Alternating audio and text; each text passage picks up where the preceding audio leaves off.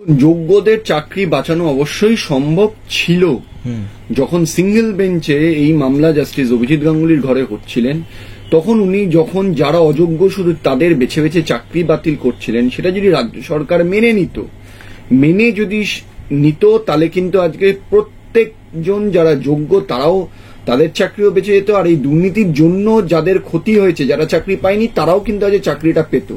কিন্তু রাজ্য সরকার তখন কি বললো, আমরা এই রায় মানি না, আমরা সুপ্রিম কোর্টে বুঝে নেব। আর আজকে সুপ্রিম কোর্টে বুঝে গেল রাজ্য সরকার। কি রাজ্য সরকারের প্রথম দিন থেকে, এই মামলার প্রথম দিন থেকে রাজ্য সরকারের একটাই মোটিভ ছিল, যেন তেন প্রকারে যারা অযোগ্য, যারা টাকা দিয়ে চাকরি পেয়েছে, যারা চাকরি চুরি করেছে, তাদের চাকরিটা রক্ষা করা। তারা অযোগ্যদের কথা ভাবেনি, এবং এই চাকরি বাঁচানোর জন্যই, অযোগ্যদের চাকরি বাঁচানোর জন্যই ওই যোগ্যদের সঙ্গে অযোগ্যদের মিলিয়ে দিয়েছে, যাতে করে এই তারা কোর্টে বলতে পারে যে এখানে অনেক যোগ্য আছে। এই যোগ্যদের হাতে বন্দুক রেখে অযোগ্যদের চাকরি বাঁচাতে গিয়ে আজকে এই যোগ্যদের বলি হতে হলো এই রাজ্য সরকারের স্কুল সার্ভিস কমিশন, এই বোর্ডের এই অ্যাটিটিউডের জন্য। মানে আপনি বলছেন ছিল বাঁচানো সম্ভব, কিন্তু এখন কি আর কোনো পথ খোলা নেই?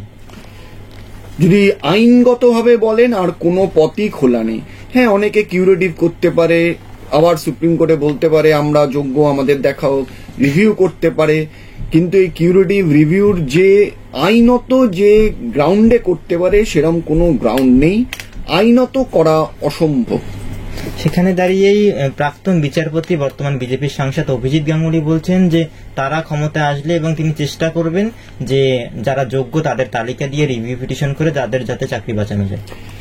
দেখুন, এই যে উনি বললেন না, যোগ্যের তালিকা দিয়ে তারা ক্ষমতায় আসলে, তার মানে যারা এখন ক্ষমতায় আসে তারাই পারে যোগ্যের তালিকা দিতে, কিন্তু তারা তো সেই যোগ্যের তালিকা দেয়নি আর দেবেও না। তাই জন্যই বললাম অসম্ভব।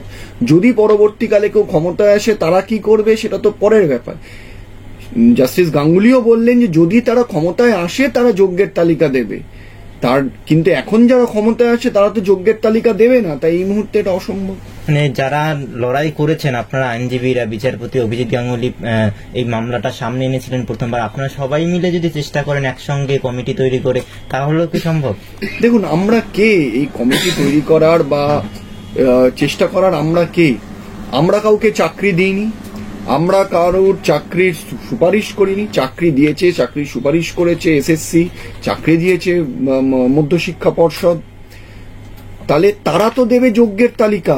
আমি কিছুদিন আগে মানে কয়েক মাস আগে একটি সংবাদপত্রে দেখেছিলাম যে স্কুল সার্ভিস কমিশনের চেয়ারম্যান বলছে যে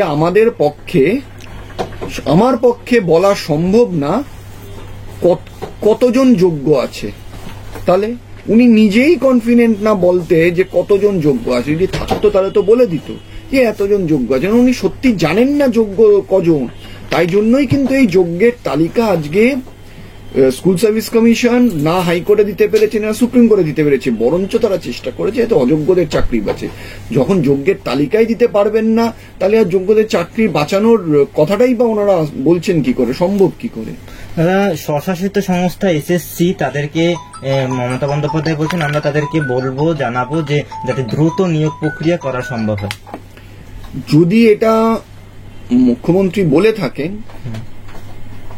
তাহলে ওনাকে বলতে হবে যে হয়তো প্রথমবার উনি একটু কোর্টের রায় মেনে কিছু বলছেন। কোর্ট তো বলেছে নতুন নিয়োগ প্রক্রিয়া করতে, ওনার এবার চেষ্টা করা উচিত যত দ্রুতভাবে এই প্রক্রিয়াকে শুরু করে সেটা আইনগতভাবে স্বচ্ছতা সহকারে নিষ্পত্তি করতে, যারা প্রকৃত যোগ্য তাহলে তারা যাতে চাকরিটা পায়। এসএসসি সাংবাদিক সম্মেলনে করে বলছেন যে যুদ্ধকালীন তৎপরতায় ব্যবস্থা নিয়ে যাতে নিয়োগ প্রক্রিয়া করা সম্ভব হয় সেই বিষয়ে তারা নজর দেবেন। যদি এসএসসি এটা করে এবং স্বচ্ছতা সহকারে করে, আমাদের সব রকম সাহায্য, সব রকম সাপোর্ট ওনাদের সঙ্গে থাকবে। কিন্তু আবারও বলছি, সেটা স্বচ্ছতা সহকারে করতে হবে এবং high court, division bench, supreme court যে রায় দিয়েছে সেই রায় মেনে করতে হবে। এবং যদি সেটা করে, আমাদের সব রকম সহযোগিতা ওনাদের সঙ্গে থাকবে। কিন্তু আবারও আমি বলে দিচ্ছি, একটাও যদি দেখা যায় আবার দুর্নীতি করেছে, আবার চাকরি চুরি করার চেষ্টা হচ্ছে, ছেড়ে দেওয়া হবে না। আশঙ্কা করছেন সেটা হতে পারে? দেখুন, মানে বলে না যে একবার যেটা হয়ে গেছে, সত্যি কথা বলতে এদের প্রতি আর সেই বিশ্বাসটা নেই। তবে যেহেতু এটা কোর্ট আর ডিভিশন বেঞ্চ সুপ্রিম কোর্ট বলে দিয়েছে কিভাবে করতে হবে, সেটার নজরদারি থাকবে। না হলে আমরা কোর্টে আবার যাব, গিয়ে বলবো দেখুন আপনারা এরম বলেছেন, এটা এরম ভাবে করছে না। এবং এইটা ওনারা যেটা করবে তার প্রথম পদক্ষেপ হওয়া উচিত, যারা অযোগ্য তাদের থেকে ইমিডিয়েট ব্যবস্থা নেওয়া উচিত। এই বেতন কিভাবে ফেরত দেওয়া যায় তার ব্যবস্থা নেওয়া উচিত ইমিডিয়েটলি। তাহলেই বুঝবো তারা সৎভাবে চাইছে যে কোনো নিয়োগ প্রক্রিয়া করতে। 3 মাসের মধ্যে কি এত বড় একটা নিয়োগ প্রক্রিয়া সম্পন্ন করা সম্ভব? দেখুন, ওরকম কোনো টাইম ফ্রেম না ডিভিশন বেঞ্চ না সুপ্রিম কোর্ট বেঁধে দিয়েছে, কোনো টাইম ফ্রেম নেই। তবে এক্সপেক্টেড যে যত দ্রুত সম্ভব এটা করতে হবে, তবে অ্যাজ সাচ কোনো টাইম ফ্রেম বেঁধে দেয়নি। আপনি বেতন ফেরতের প্রসঙ্গটা আনলেন, সেখানে দাঁড়িয়ে বিজেপি নেতারা বলছেন যে মমতা বন্দ্যোপাধ্যায়ের ফান্ড থেকে, অর্থাৎ মুখ্যমন্ত্রী তহবিল থেকে যেন সেই টাকাটা দেওয়া হয়। সুকান্ত মজুমদার বলছেন। দেখুন, এটা কোন রাজনৈতিক দল কি মন্তব্য করেছেন সেটা তার বিষয়। আইনে যেটা বলেছে, জাজমেন্টে যেটা বলেছে যে যারা বেআইনিভাবে চাকরি পেয়েছে তারা যে মাইনে পেয়েছে সে মাইনে ফেরত দিতে হবে। এবার তারা ফেরত দেবে না তারা যেসব লোকদের টাকা দিয়ে চাকরি পেয়েছিল তাদের বাড়িতে গিয়ে টাকা উদ্ধার করবে, সেটা যারা ফেরত দেবে সেটা তাদের বিষয়।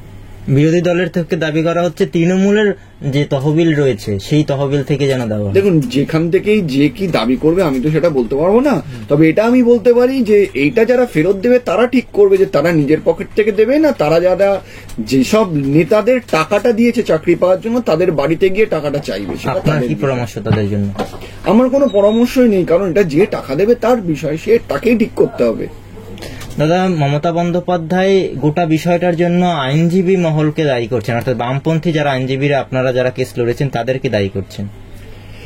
দেখুন, এইখানে আমার একটা কথাই বলার যে উনি যদি দুর্নীতি না করতেন এটা হতো না। আমাদের দায়ী করে লাভ কি?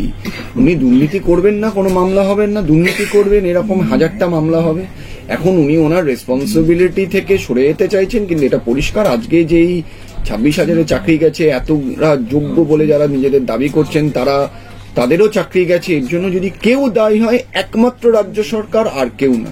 মমতা বন্দ্যোপাধ্যায় এই প্রসঙ্গে বলতে গিয়ে বলছেন আমাকে জেলে ভরে দিতে চাইছে, চেষ্টা করে দেখুক, মানে দেখুন মন্তব্য করছেন। এই যে ডিসিশন ক্যাবিনেটে নিয়েছে, ক্যাবিনেটের responsibility collective responsibility. Cabinet decision নিয়ে বলেছে আমরা অতিরিক্ত শূন্যপদ তৈরি করব যাতে করে অযোগ্যদের চাকরি দেওয়া যায়। এর ডিসিশনের জন্য এর ওপর একটি ইনভেস্টিগেশনের অর্ডার দিয়েছে ডিভিশন বেঞ্চ। তার শুনানি আগামী 8 তারিখ সুপ্রিম কোর্টে আছে। তখনই বোঝা যাবে যে ইনভেস্টিগেশন হবে কি হবে না। ইনভেস্টিগেশনে কে জেলে যাবে না কে জেলের বাইরে থাকবে সেটা যারা ইনভেস্টিগেশন করবে তারা বুঝবে, তখন দেখবো আমরা। এই প্রসঙ্গে মমতা বন্দ্যোপাধ্যায় যখন বলছেন, অর্থাৎ জেল প্রসঙ্গে, catch me if you can, তাহলে মমতা বন্দ্যোপাধ্যায় কি জেলে যাওয়ার আশঙ্কা থেকে এই কথা বলছেন?